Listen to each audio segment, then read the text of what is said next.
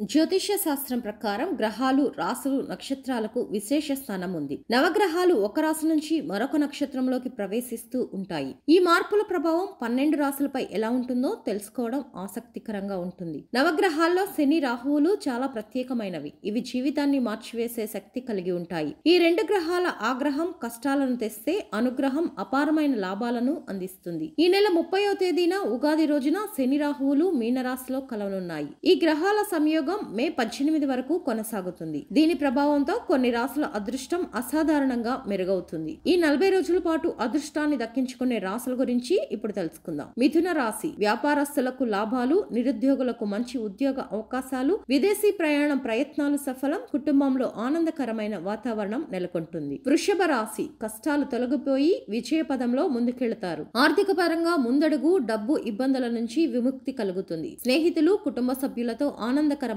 సమయం గడుపుతారు. కర్కాటక రాశి వ్యాపారంలో గణనీయమైన పురోగతి లభిస్తుంది. ఉద్యోగులకు ఊహించని అవకాశాలు ఉంటాయి. వివాహ యత్నాలు ఫలప్రదం అవుతాయి. ఆకస్మిక ధనలాభం కలుగుతుంది. తులారాశి పెట్టుబడులకు అద్భుతమైన లాభాలు ఉంటాయి. ఆర్థిక సమస్యల నుంచి విముక్తి కలుగుతుంది. పోటీ పరీక్షల్లో విజయం సాధిస్తారు. ఉద్యోగుల్లో పదోన్నతులు ఉంటాయి. ఈ గ్రహ మార్పులు మీ జీవితంలోకి కొత్త అవకాశాలను తీసుకువస్తాయా? ఇంకా ఇతర రాశులపై ప్రభావం ఎలా ఉంటుందో తెలుసుకోవాలంటే టీవీ2 భక్తి ఛానల్ ని ఫాలో అవ్వండి.